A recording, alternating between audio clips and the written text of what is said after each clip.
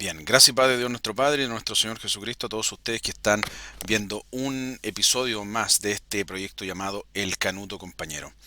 El día de hoy vamos a hablar nuevamente de los derechos de los pobres en las Escrituras, que tal como lo mencioné en el capítulo anterior, lamentablemente la Iglesia no está al tanto de este tipo de temas. Eh, los derechos de los pobres, por ejemplo, que menciona la Escritura, no tan solo tienen que ver con el derecho a un sueldo, a recibir un sueldo justo y pagado a tiempo, sino que también tienen que ver con otro tipo de cosas como por ejemplo el derecho a descanso, el derecho a finiquito, el derecho a ser liberado de la esclavitud, el derecho a obtener un juicio justo, ¿me explico? Independiente de que uno tenga dinero o no, la palabra de Dios decía que el pobre tiene derecho, ¿cierto?, a recibir un juicio justo en el caso de que vayan a juicio las personas. Y también hay deberes, pero los deberes no son para los pobres, sino que son para los ricos. El derecho a pagar un sueldo justo, el derecho a respetar las leyes y los derechos a los pobres, el derecho a no hacer leyes que perjudicaran a los pobres, ¿cierto? El derecho a no manipular la economía, el deber, mejor dicho, a no manipular la economía. Todos estos conceptos son totalmente bíblicos y hay muchos más. Y hay decenas de pasajes bíblicos que confirman este tipo de ideas, confirman este tipo de derechos, porque son derechos, es decir, son leyes, y que se transmiten, ¿cierto? Desde la ley mosaica, pasando por los demás libros, los libros de los salmos, los proverbios, los libros de sabiduría, por supuesto, los libros proféticos, y finalmente estas ideas llegan al Nuevo Testamento, es decir, llegan al Nuevo Pacto. Por lo tanto, no son temas que deben ser olvidados en la palabra de Dios o en la iglesia, mejor dicho, en la iglesia actual. Bien, entonces hoy día partiremos con una de las palabras, ¿cierto?, que se traduce en nuestras Biblias como opresión. Esto es la palabra que viene del hebreo yaná. La palabra yaná se traduce a nuestro idioma como opresión, pero tiene que ver con una opresión violenta, con violencia, ya sea física, psicológica o social, es decir, el abuso de poder. También, por este acento que tiene esta palabra yaná, ¿cierto? Que tiene este acento marcado en la violencia, ¿cierto? También se puede interpretar como extorsión o chantaje, ¿me explico? Como tortura, como torturar para obtener algún tipo de beneficio, entre comillas, algún tipo de información o cualquiera sea el motivo. El punto es la tortura. Bien, entonces ese tipo de violencia física desmedida, ¿cierto? Eso es la palabra yaná, eso es la opresión bajo la palabra yaná. Entonces, tal como lo mencioné, la palabra yaná viene de encolerizarse, ser violento, suprimir, maltratar, despojar, defraudar, opresor, oprimir o vencedor. Ojo con esto. El concepto de vencedor, bajo esta palabra, ¿cierto? La palabra yaná, no tiene que ver con algo positivo, sino que tiene que ver con algo totalmente negativo. Y esto básicamente se puede explicar bajo la idea de que para poder vencer tienes que vencer a alguien.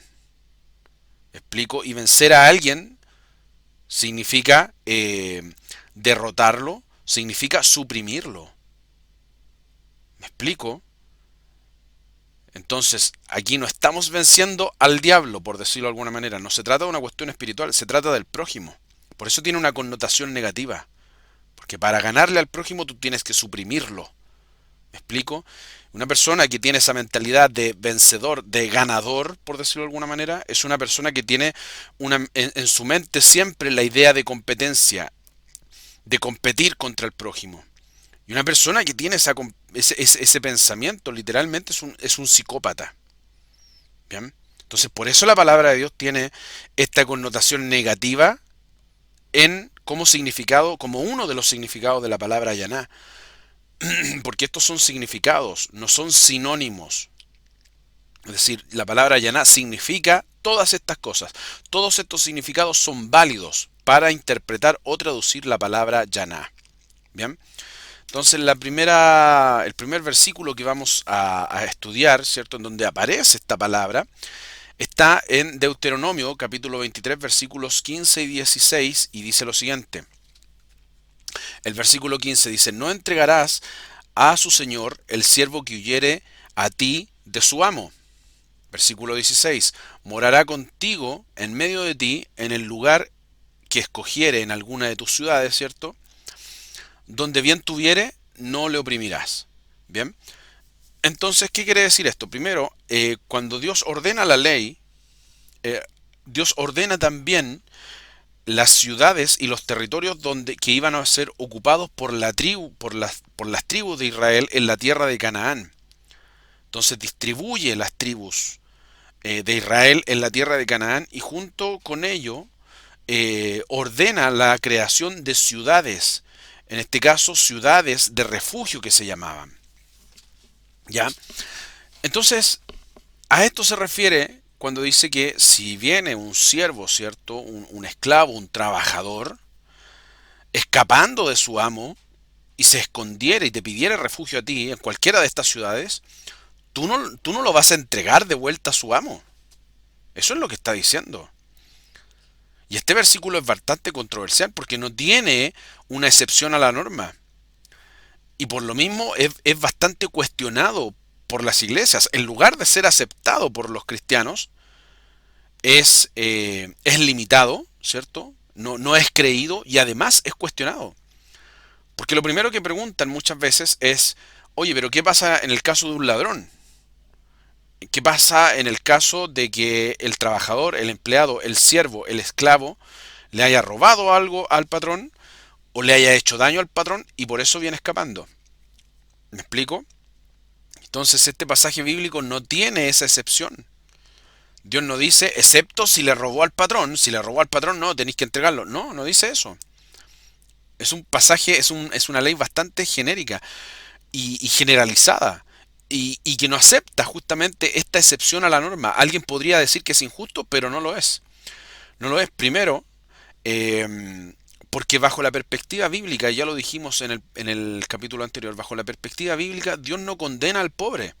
Bajo ninguna circunstancia, bajo ninguna causa Dios condena al pobre, sino que al que condena y al que acusa la palabra de Dios siempre es al rico y al rico opresor, al patrón. Al patrón le pone límites. Al patrón le dice no debes oprimir. ¿Me explico? Y estos son, insisto, este es solamente un pasaje bíblico.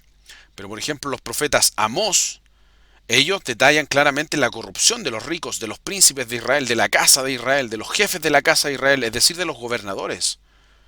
No habla de la corrupción de los pobres. Por eso le digo, la Biblia no condena al pobre, la Biblia condena al rico. Lo leímos en el capítulo anterior en la carta del apóstol Santiago, capítulo 5, versículo 1. Hay de ustedes ricos. Y por si alguien no lo sabía, esa misma condenación la emite Jesús. Lucas 6, capítulo 24 dice claramente, hay de ustedes ricos.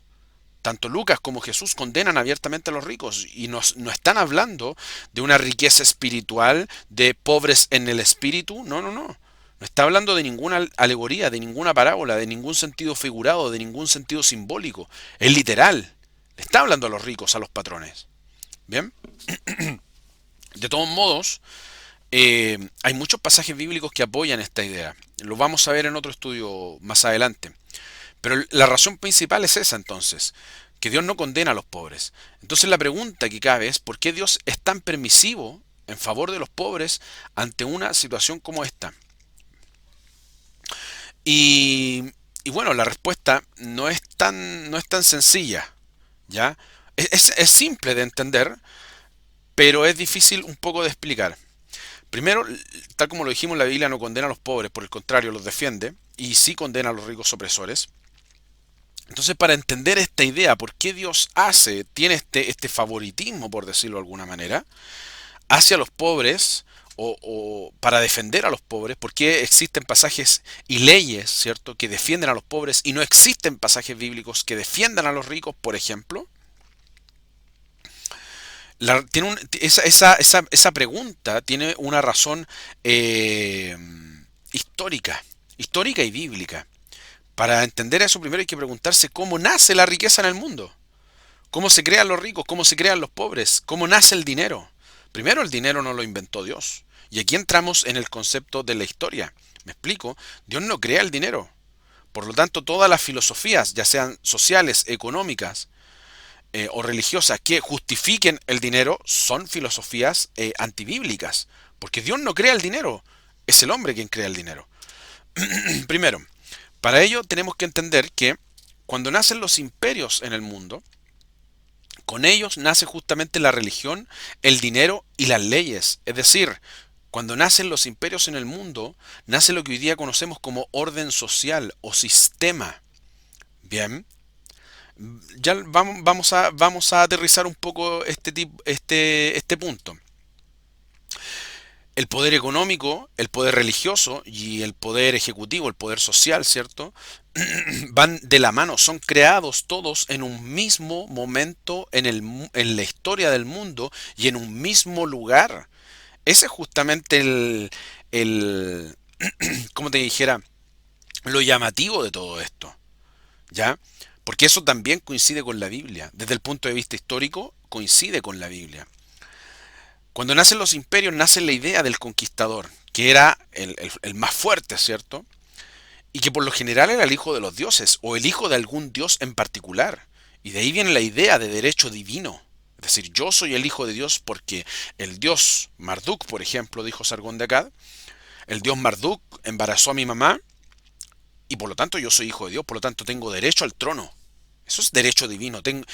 Y al decir, ¿cierto? Tengo derecho al trono, se refiere específicamente a que tengo el derecho a conquistarlos, a gobernarlos, y yo hago las leyes para someterlos a ustedes y a los pueblos que a mí se me ocurra, porque yo soy el hijo de Dios. ¿Me explico? Esa es una idea antiquísima. Mucho antes de que existieran, ¿cierto? La ley mosaica. En el mundo ya existían esas ideas. Y en estos imperios justamente nace la idea del conquistador, justamente tal como lo decíamos, donde se hacen las leyes para mantener su dominio. Pero a ver, ¿cómo se crea y cuándo se crea todo esto? Muy sencillo. La palabra de Dios, desde el punto de vista bíblico, tenemos el siguiente antecedente. La palabra de Dios habla de la Torre de Babel. La Torre de Babel, ¿cierto? Según el relato bíblico, se construye en la en la llanura de Sinar. Esto es actualmente Irak, ¿ya? El país de Irak. Y parte del sur de Turquía. Allí se construye la Torre de Babel.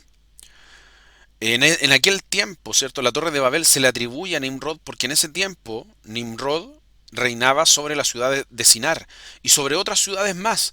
Y no tan solo reinaba sobre varias ciudades, sino que además, dice la Biblia, salió a conquistar otras ciudades. Por lo tanto, Nimrod es la figura de lo que hoy día conocemos como un emperador.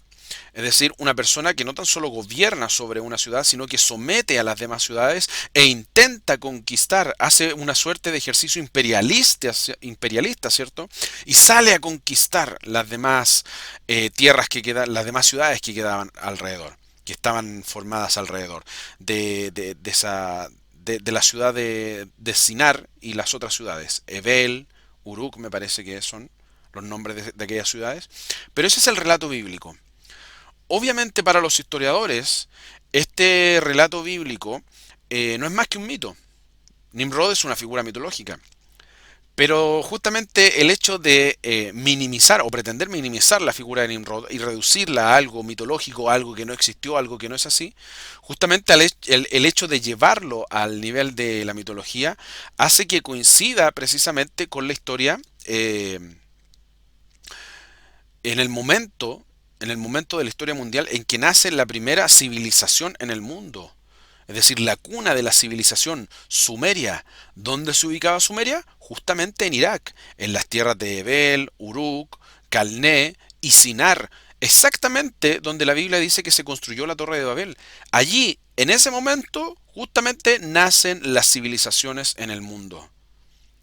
¿Me explico, no? Entonces, independiente de que exista una diferencia, ¿cierto?, entre los arqueólogos, historiadores y lo que dice la Biblia, independiente de eso, sí coinciden en que allí nace lo que hoy día nosotros conocemos como civilización, es decir, ciudades. La Biblia habla diciendo que Nimrod fundó esas ciudades. Las ciudades, por supuesto, no fueron aldeas más grandes que un día se convirtieron en ciudades, no, no fueron pueblos, ¿cierto? Se fueron agrandando hasta convertir ciudades. No, el concepto de ciudad, por si no lo sabían, tiene una connotación totalmente religiosa, ¿ya? Y cuando hablo de religiosa, hablo de que justamente también tiene un ordenamiento social, es decir, en la ciudad, por ejemplo, al centro se ubicaba la pirámide, o las pirámides, o la Torre de Babel, al centro de la ciudad. Esa misma pirámide no tan solo era el templo, sino que también muchas veces era el palacio del rey, donde habitaba el rey. ¿Me explico? O donde se conectaba con Dios, entre comillas, ¿cierto? Y alrededor estaban los que trabajaban directamente con el rey, es decir, la élite. Y fuera, en la periferia de las ciudades, vivían los demás aldeanos. Entonces también había un orden social. Entonces, históricamente nacen en esa misma zona lo que hoy día se conoce como orden social o sistema, si queremos eh, hablar en un lenguaje más anarquista, por ejemplo. Ahí se conoce lo que es sistema. Nace lo que es sistema, porque allí nacen las leyes para ordenar a los hombres, para ordenar la sociedad, para ordenar incluso la economía y ordenarlos a través de leyes. Y esas leyes fueron justificadas bajo la mitología. Me explico. Por ejemplo, tal como lo decíamos, la historia, la Biblia habla de Nimrod. En la historia hubo un rey en aquella misma época, en aquellas mismas ciudades, que intentó gobernar otras ciudades. Bien, un rey que existió antes de Hammurabi, conocemos el código de Hammurabi, ¿cierto? Y antes que Sargón de Akkad.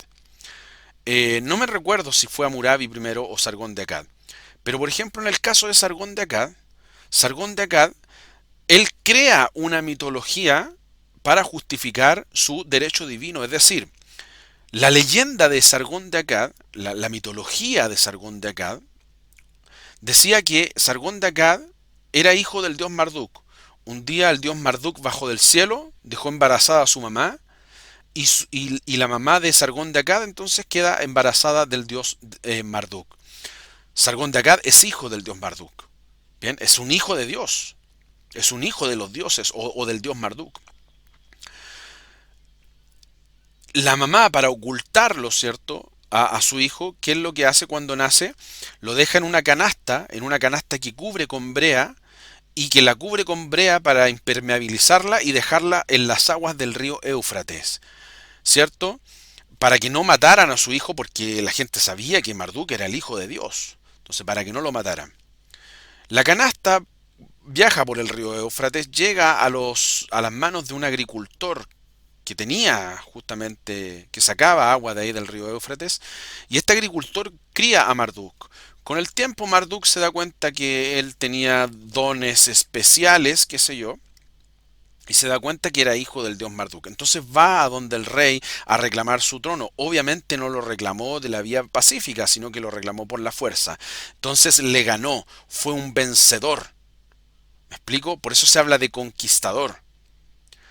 Entonces, esa es la mitología que hay con respecto a este personaje histórico. Sargón de Akkad es un personaje histórico. Pero a lo que voy con todo esto, que así justificaban a través de la mitología, justificaban las conquistas, los dominios, la opresión, ¿me explico? Y todo lo que hacían los emperadores. Sargón de Akkad es hoy día considerado el primer emperador mundial, el primero que hubo en el mundo. Entonces Sargón de Akkad también crea otro mito en donde dice, bueno, cuando yo me convierto en rey, ¿cierto? Viene el dios Marduk y me presenta estas leyes y estas leyes son para que yo los gobierne a ustedes. Entonces justificaban las leyes que él mismo fabricaba, ¿cierto? Que él mismo creaba, que él mismo ideaba para conquistar y someter a las demás personas del pueblo y de los demás reinos, de las demás ciudades que había conquistado tal vez por la fuerza. Entonces, ese es el concepto, ese es el primer emperador en el mundo. Estas ideas, esta manera de trabajar, ¿cierto?, en la sociedad, de trabajar el relato mitológico, fusionarlo con historia, justificar mi derecho divino, mi divinidad, ¿cierto? O la divinidad del emperador, fueron ideas que fueron copiadas por los demás imperios en el mundo. Por ejemplo, los mismos egipcios se creían encarnaciones de los dioses, ellos mismos se creían dioses, porque la idea venía justamente de aquel lugar, de la primera civilización. La idea de que yo soy la encarnación de Dios, el nuevo Dios, el Hijo de Dios. Todas esas ideas se fueron proclamando por el mundo. De hecho, César, por ejemplo, César Augusto, cuando se nombra emperador, él manda a uno de sus poetas a escribir justamente un poema épico para justificar la divinidad de Julio César. Perdón, era Julio César, no César Augusto. Para justificar la divinidad de Julio César. Me explico, para decir a través de un poema, ¿cierto?, que él no era un simple hombre, sino que era un hijo de, qué sé yo, del dios Júpiter, por ejemplo. Entonces, a- la mitología, el dinero, y de hecho el dinero justamente nace en la primera civilización y la primera moneda de cambio fue la cebada. La cebada y no el oro ni la plata. Con el tiempo se fue utilizando la plata primeramente y luego el oro, pero la primera moneda de cambio fue la cebada. ¿Me explico? Entonces todos estos conceptos, estas ideas del fuerte, del conquistador, del hombre que es el Hijo de Dios y tiene derecho divino a conquistar, ¿cierto? De que Dios me dio las leyes para que yo se las dé, para que yo los gobierne a usted, yo los gobierne a ustedes. ¿Me explico? Todas estas ideas fueron copiadas por los otros imperios, también la idea del dinero, y nacen en este momento en la historia, es decir, en Sumeria o Mesopotamia, mejor dicho Sumeria. Sumeria, Acadia fueron los primeros imperios, de ahí viene Sargón de Akkad.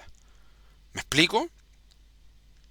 Entonces todas estas ideas fueron repartidas por los imperios, de hecho incluso en Japón todavía, por ejemplo, la figura del emperador, porque hay un emperador en Japón, no tiene poder político, poder social, ejecutivo, ¿cierto? Pero sí es considerado todavía la encarnación de los dioses. Eso es una realidad que hasta el día de hoy existe. Estoy seguro que no tan solo en Japón existe este tipo de ideas. Son muy antiguas y todos mantienen esas mismas ideas. Todos los imperios mantienen esas mismas ideas, esos mismos conceptos. Bien, entonces en ese contexto histórico es cuando Dios le da a Moisés las leyes. Por eso en las leyes Dios no permitió levantar un rey. ¿Me explico? Dios no puso a Moisés, por ejemplo, como rey. Dios no le dio la ley a Moisés para que él gobernara y sobre los israelitas. ¿Me explico, no? De hecho, Moisés era un siervo de Dios. Y como siervo se sometía no tan solo a Dios, sino que también era intercesor. Intercesor entre Dios y los hombres.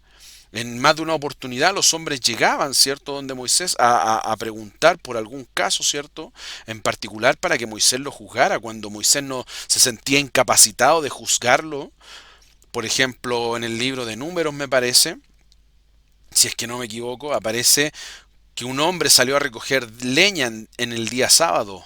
Unos vecinos lo vieron, ¿cierto?, y lo fueron a acusar donde Moisés, y Moisés les dijo, dejémoslo aquí, preguntémosle a Dios y lo que Dios nos diga lo hacemos. Y Dios dijo, Moisés mata a ese hombre porque quebrantó el día sábado. Y lo mataron.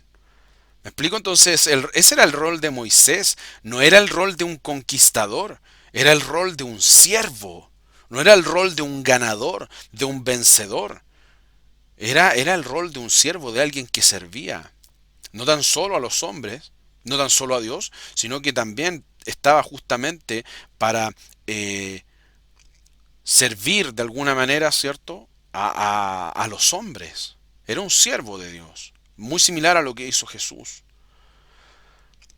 Entonces, ese era el contexto volviendo un poco al tema de los imperios, esas eran las ideas de los imperios. Hoy día, con esas ideas se habla, por eso se habla de imperialismo, ¿bien? De, Se habla de personas, ¿cierto? O de países o de entidades incluso que tienen tal grado de poder que conquistan a los demás pueblos. Y esas son las ideas que se transmiten en lo que hoy día se entiende por imperialismo. Ahora bien, ¿qué es lo curioso de todo esto? Les dije que no era una respuesta fácil de explicar. Es fácil de entender, pero no es tan sencilla de explicar. Estas ideas imperialistas fueron adoptadas por aquellos pensadores del siglo XVIII llamados los fisiócratas. Y con esas ideas comenzaron a justificar lo que hoy día se conoce como economía clásica. Mira, del imperialismo nos saltamos a la economía. Economía clásica, que es el capitalismo, ¿cierto? Y el liberalismo económico. Los fisiócratas hace 200 años tomaron estas mismas ideas para crear modelos económicos, porque el capitalismo, lo dijimos en el pasaje, en el capítulo anterior, ¿cierto? No es economía, es una manera de hacer economía, es una de las formas de hacer economía. ¿Me explico? O de ejercer, mejor dicho, la economía, o de fabricarla, moldearla, ordenarla. Hoy día nosotros vivimos bajo un sistema capitalista, no tan solo por la economía, sino porque el capitalismo es un idealismo. Un idealismo es un conjunto de ideas. ¿Quiénes crearon esas ideas? Justamente los fisiócratas. Los fisiócratas no fueron en muchas de esas ideas no fueron los creadores originales, pero sí fueron quienes consolidaron ideas de otros pensadores más antiguos para definir lo que hoy día conocemos como capitalismo. El capitalismo propiamente tal nace en la Edad Media, ¿ya? Y de hecho nace quebrantando los mandamientos bíblicos, tratando de justificar el quebrantamiento de un mandamiento bíblico que era el cobro de interés y la usura. Monjes y pensadores en la Alta Edad Media comenzaron a justificar con argumentos de Aristóteles, pensadores griegos, ¿cierto? Y de los padres de la iglesia, qué sé yo, con todo tipo de argumentos intentaron hacer que la iglesia no condenara a los que cobraban interés, a los que ganaban por medio de la usura, a los que ganaban dinero por medio de la usura. ¿Por qué la Iglesia Católica, una de las cosas buenas que hacía justamente era mantener esa prohibición, y esa prohibición es bíblica? Por lo tanto, el capitalismo nace quebrantando esa prohibición bíblica en la Alta Edad Media. ¿Me explico? Y de ahí el capitalismo fue evolucionando, qué sé yo, hasta llegar al siglo XVIII, fue pasando por distintas formas, pasó por el mercantilismo también, llegó justamente a esta época del siglo XVIII, y es aquí cuando se consolidan estas ideas y nace lo que hoy día es el capitalismo. Adam Smith, por ejemplo, el padre de la economía clásica, el padre del capitalismo moderno, o de la economía clásica, mejor dicho, era justamente un fisiócrata, una persona que pertenecía a este grupo que hoy día es denominado como fisiócrata. El punto es que todas estas doctrinas, al ser contrarias a la Biblia, al traer antiguas, al recoger antiguas ideas imperialistas, son doctrinas antibíblicas y también satánicas, que son dos conceptos distintos. Son antibíblicas, anticristianas y satánicas. ¿Y por qué digo esto? Porque, por ejemplo,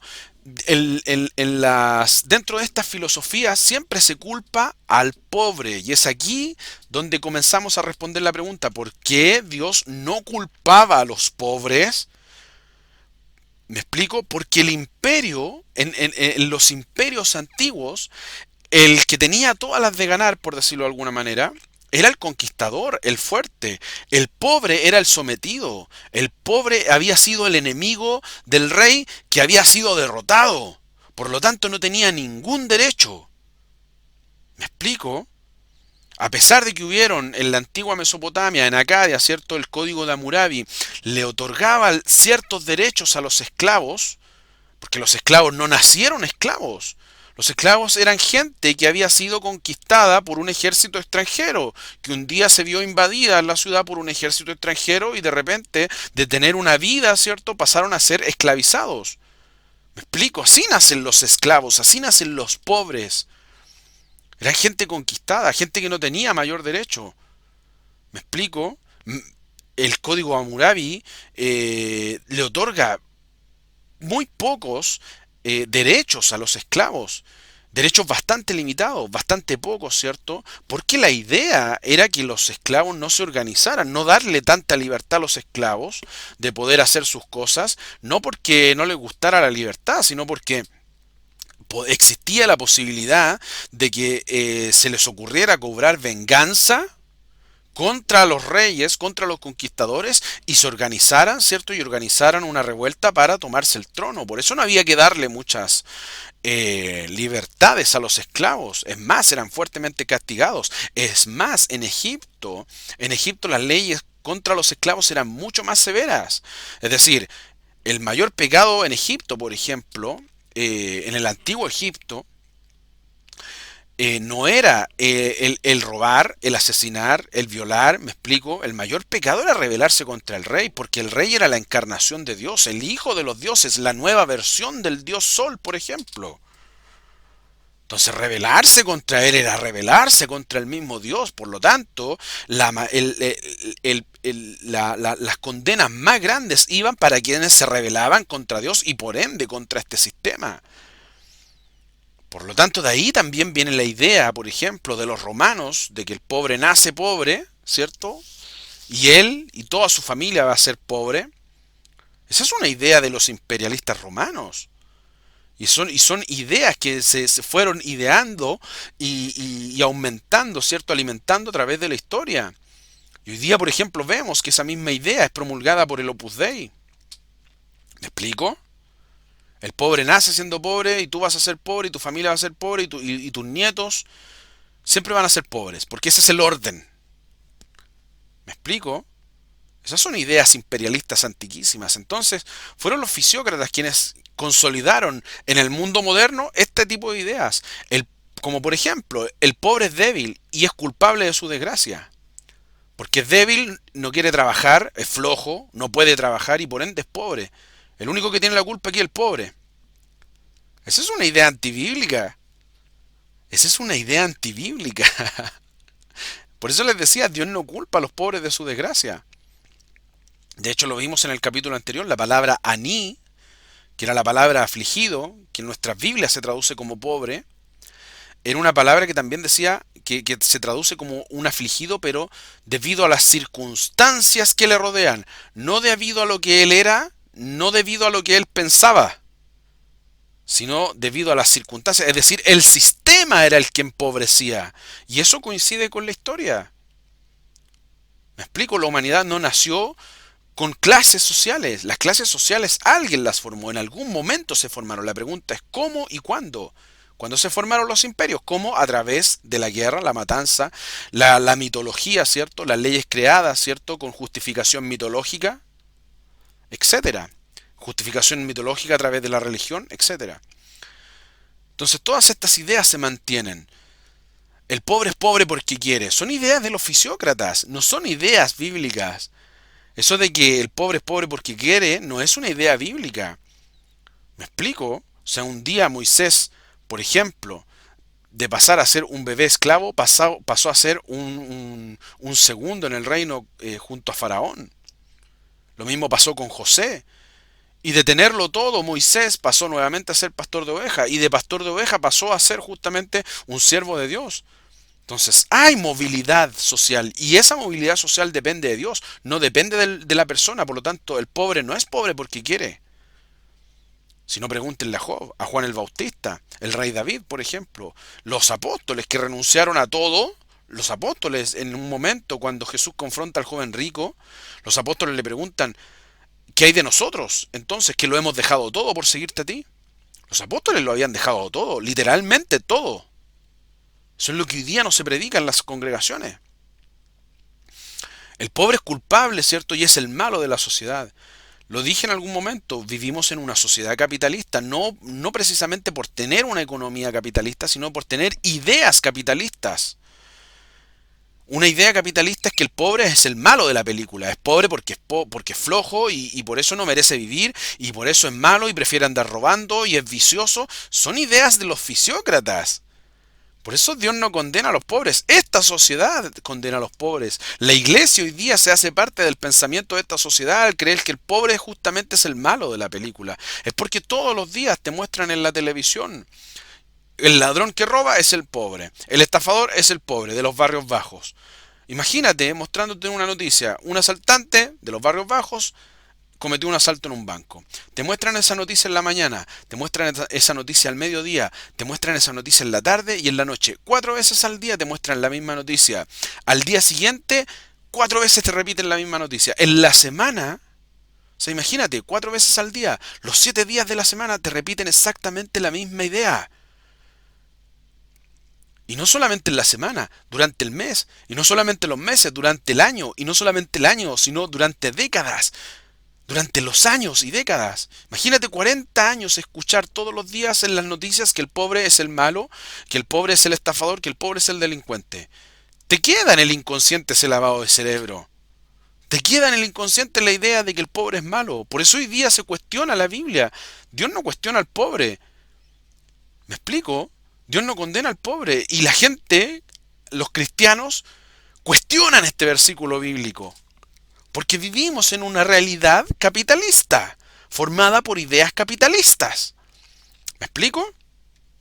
Sobre todo en los países latinoamericanos, ¿cierto? Que muchas veces se han prestado para ser lacayos de los Estados Unidos. Sobre todo en estos países. Los ricos son los fuertes, los aptos, los que merecen vivir en este mundo, ¿cierto? Esas son ideas que vienen de los fisiócratas. La idea de que la realidad, ¿cierto? La vida es una selva, ¿cierto? Vivimos en la selva de la selva donde sobrevive el más fuerte. Es una mala interpretación, de hecho, es una mala interpretación de las teorías de Darwin que hicieron justamente los fisiócratas que justificaron o que le dieron las bases a la economía capitalista y liberal. ¿Me explico? No son ideas bíblicas. De hecho, Darwin habla de la colectividad, de la cooperación entre especies para la supervivencia. Y eso tiene que ver más con el socialismo que con las ideas capitalistas. Entonces no me acuerdo, pero hay un pensador que justamente es el que dice eso. ¿Por qué? Porque Adam Smith, por ejemplo, fisiócrata, había dicho que las leyes de la economía, ¿cierto? También tienen leyes naturales. Ah, las leyes de la física, por ejemplo, son leyes naturales. Las leyes de la evolución de las especies, ¿cierto? Responden a leyes naturales. La economía también tiene leyes naturales. Mentira, mentira. En la palabra de Dios, la Biblia no, la economía no tiene una causa natural, no, porque Dios no inventó el dinero. No está en la naturaleza la idea de dinero. La idea de dinero nace, recordemos, en los imperios. Entonces, esta idea, ¿cierto?, de Adam Smith, por ejemplo, de que el dinero tiene o la economía, ¿cierto?, se maneja por leyes naturales, era una excusa bastante mediocre, que culpaba o ponía la responsabilidad en el dinero como si el dinero fuera una cosa viviente que se moviera por sí sola a través del mundo.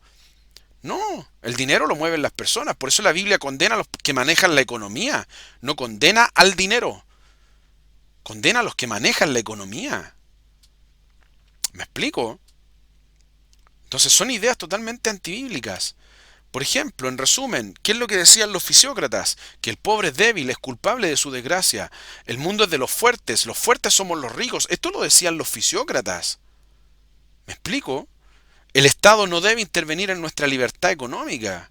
Es decir, no es posible que exista un Estado o alguna entidad en particular que nos limite a tener todo lo que nosotros queramos tener. Porque a eso le llaman libertad económica. Le llaman libertad económica a su ambición, a su avaricia, a su sed de dinero. ¿Me explico? A eso le llaman libertad. En el fondo es libertinaje económico. Tenemos otro pensador más adelante en el siglo XIX, por ejemplo, Nietzsche. Nietzsche escribió un libro llamado El Anticristo. Nietzsche, por ejemplo, fue el que dijo la frase Dios está muerto. Bueno, este pensador totalmente anticristiano, porque se declara anticristiano, ¿cierto? Porque él decía que la religión cristiana es una religión de débiles, coincide justamente con estos pensamientos de los fisiócratas. El mundo es de los fuertes, decía Nietzsche, del superhombre. Él inventó el concepto del Superman, el concepto del superhombre. ¿Quién era el superhombre? El hombre superior. Tenía el deber de eliminar a los débiles, porque el futuro era de los fuertes, el mundo era de los fuertes, el mundo era de quien merecía estar, de aquel que conquistaba las cosas, de aquel que conquistaba, ¿cierto? Por lo tanto, ese era el futuro de la humanidad, el futuro del superhombre. Y los nazis, por ejemplo, tomaron estas mismas ideas de Nietzsche y dijeron, bueno, nosotros somos los hombres superiores porque somos de una raza superior. Debemos eliminar a los débiles. Esas son las ideas de los nazis. Y cuando hablamos de débiles, hablamos no tan solo de judíos, sino también de gitanos, de cristianos y además de comunistas. Porque los cristianos, insisto, al igual que Nietzsche lo dijo, era una religión de débiles. ¿Me explico? Según ellos. Y justamente al declararse anticomunista, ¿cierto? El nazismo nace como una doctrina de derecha. Anton Sandor Lavey, ¿quién fue Anton Sandor Lavey? Este personaje fue el fundador de la iglesia satánica en la década de los 70 en Estados Unidos. Fundó la religión satánica, ¿cierto? La iglesia satánica, obviamente, la primera iglesia satánica, y escribió la Biblia satánica. Y él en la Biblia satánica, él decía, el mundo es de los fuertes, fíjate, los fisiócratas, Nietzsche, anticristiano, los nazis también, y Anton Sandor Lavey, satanista. Los cuatro coinciden en que el mundo es de los fuertes y los débiles no hay espacio para los débiles en este mundo. Son doctrinas anticristianas y satanistas. Me rehúso a servir a un Dios que me limite económicamente, lo dijo Anton Sandor Lavey. Y ese concepto, esa idea, coincide con la de los fisiócratas, que no querían que nadie los limitara en sus riquezas. ¿Me explico? Lo que no entiende la iglesia es justamente que todas estas doctrinas son doctrinas que son tomadas por el sector político de derecha y por los republicanos. Y no son bíblicas, no son ideas bíblicas. Eso es lo que yo no entiendo. De hecho, por ejemplo, el mensaje de la prosperidad es el mayor reflejo es prácticamente una apología a la ambición, a la avaricia y al capitalismo propiamente tal, y al liberalismo económico. Porque el mensaje, el propósito final del mensaje de la prosperidad es decir, te mereces ser rico y tener todo el dinero que quieras. Solo debes decretarlo. Ese es el fondo del mensaje de la prosperidad, que se viene predicando hace años. ¿Me explico? Y justifica entonces todo lo que dijeron los fisiócratas, lo que dijo el satanista Anton Sandor Lavey. Merezco tener todo el dinero del mundo. ¿Cómo es posible entonces que una iglesia que se diga cristiana mantenga este tipo de ideas en sus predicaciones? Y lamentablemente esta es una realidad que yo creo que abarca por lo menos más del 90% de las iglesias cristianas en Latinoamérica.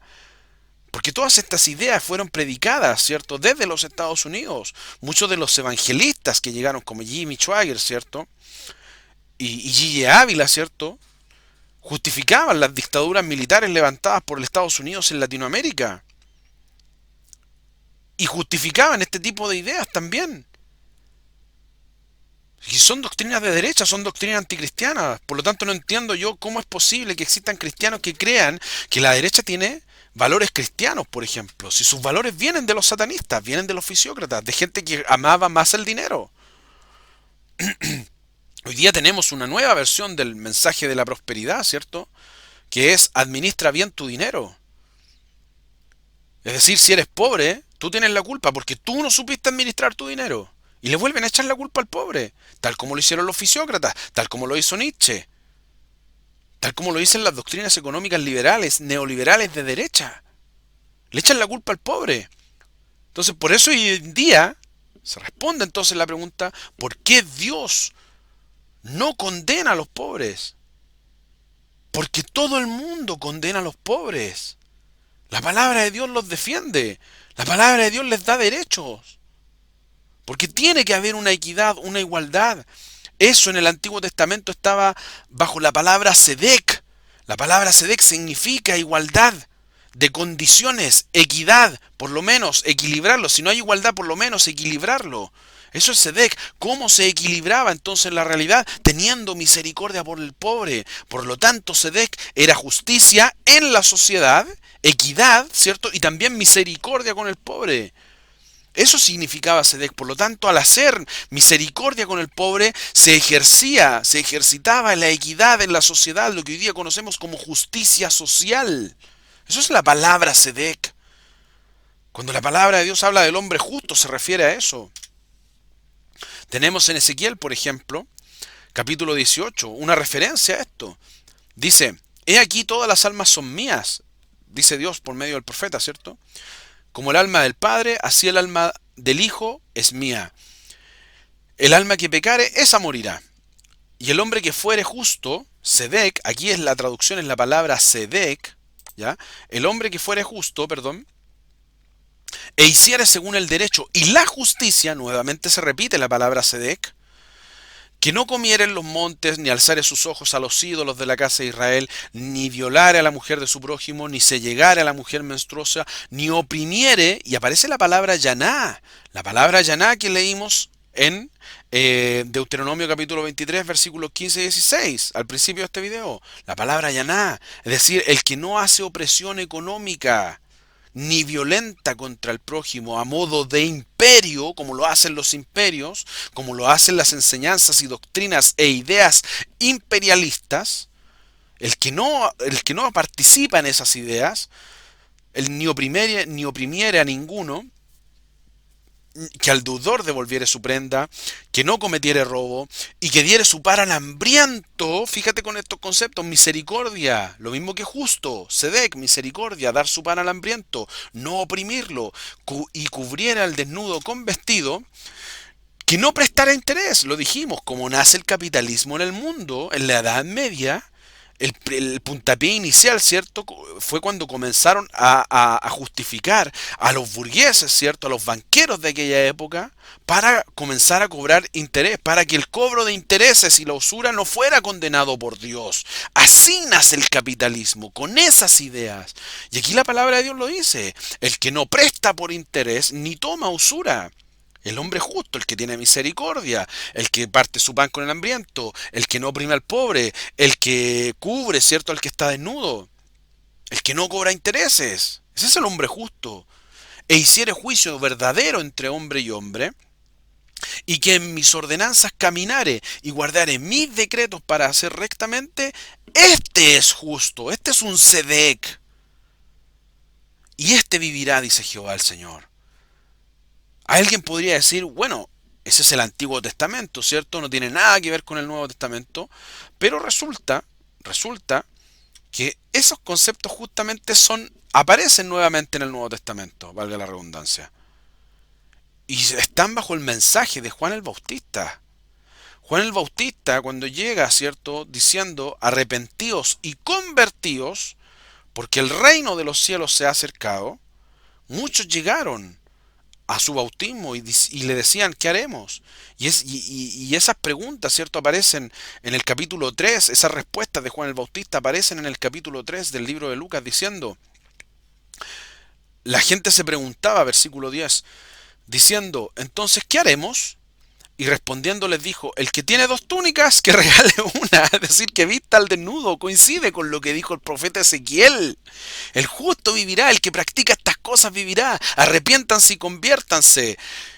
¿Y qué dijo Juan el Bautista? No, tienen que hacer la confesión de fe y bautizarse, listo. No, señores. Juan el Bautista dijo obras, lo mismo que dijo Ezequiel. Ese era el arrepentimiento. Una vez bautizados, el que tiene dos túnicas, regale una. El que tiene, dice el siguiente texto, el que tiene que comer, haga lo mismo. Es decir, el que partiere su pan con el hambriento, como decía el profeta Ezequiel. Coinciden. El profeta Ezequiel con Juan el Bautista coinciden. Eso hace un hombre justo. ¿Qué es lo que quería? Entonces, ¿cuál es el arrepentimiento que predicaba Juan el Bautista? El arrepentimiento era ese: convertirse y practicar la justicia según lo que la Biblia decía. Este parámetro no cambia. Está en el Antiguo Testamento, vuelve a estar en el Nuevo Testamento. Y no cambia el arrepentimiento. Por eso el apóstol Santiago, después de Jesús, les dice claramente en el capítulo 2, fe más obras. Es decir, te bautizaste por fe y creíste, perfecto, esa es fe. Pero la fe tiene que ir acompañada de obras, porque una fe muerta no salva. La sola fe no salva, llega a decir en el capítulo 2 el apóstol Santiago. Y eso lo repite también el apóstol Pablo, y eso es lo que nos leen en las iglesias del apóstol Pablo, pero eso ya es tema de harina de otro costal. Por si quieren leer lo que dijo el apóstol Pablo respecto a las obras, es exactamente lo mismo que dijo Juan, primera de Timoteo capítulo 6, versículos 17 al 19. Pablo, Juan, Santiago, Ezequiel repiten el mismo discurso. El que tiene, dele al que no tiene.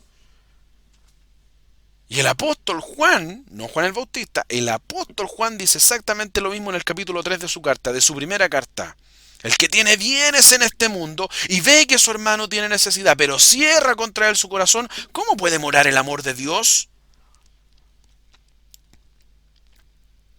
Y sin amor de Dios, dice Juan, estamos en oscuridad. Por lo tanto, el que está en la luz está en el amor de Dios. Y el amor se transmite a través de las obras. El que tiene bienes en este mundo. Por lo tanto, cuando Jesús dijo ama a tu prójimo, se refería a eso.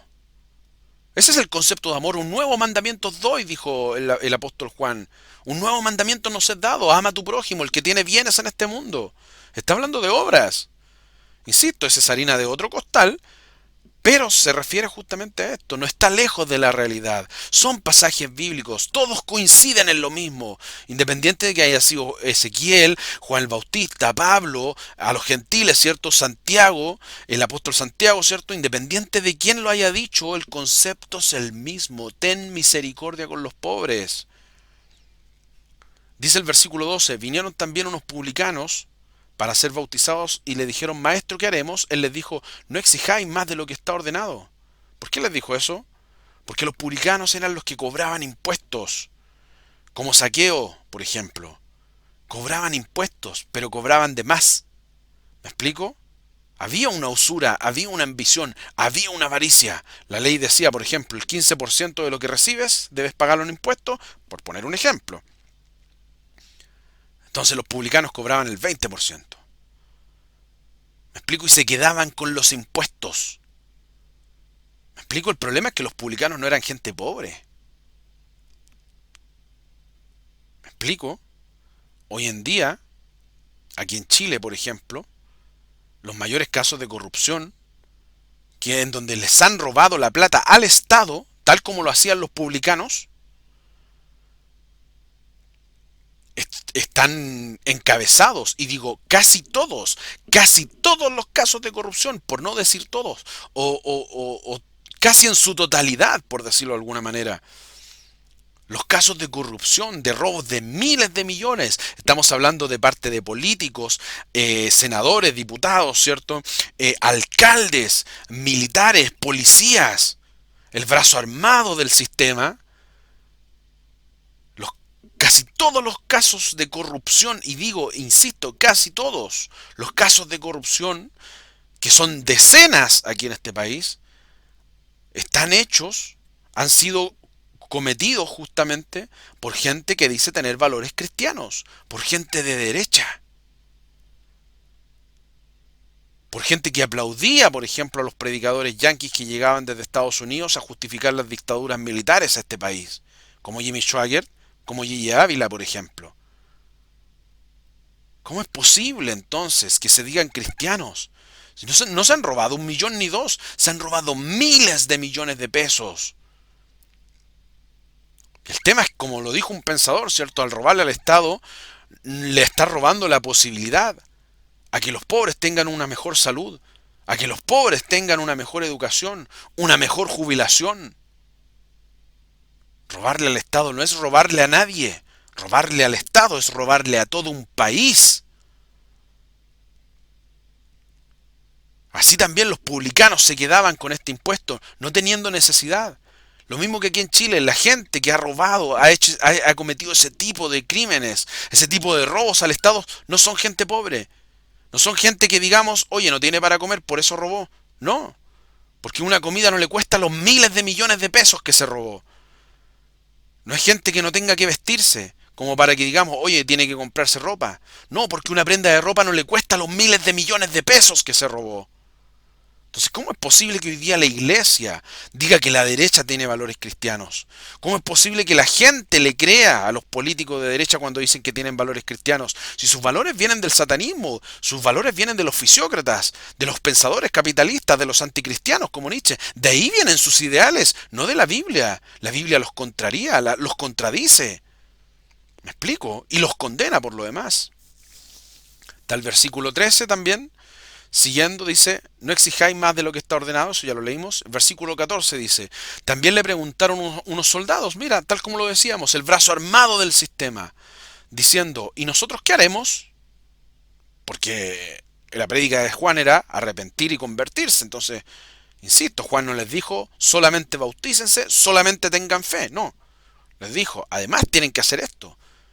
No hagáis extorsión. Recuerden que la palabra del Antiguo Testamento, la palabra yaná, también significaba extorsión. Es decir, opresión violenta, un robo hecho con fuerza, un chantaje hecho con violencia, un abuso de poder. No hagáis extorsión a nadie y no calumniéis, y contentaos con vuestro salario. Es decir, no existe la libertad económica en la Biblia. Esa idea de que yo puedo tener todos los millones que a mí se me ocurran, no. Existe un límite.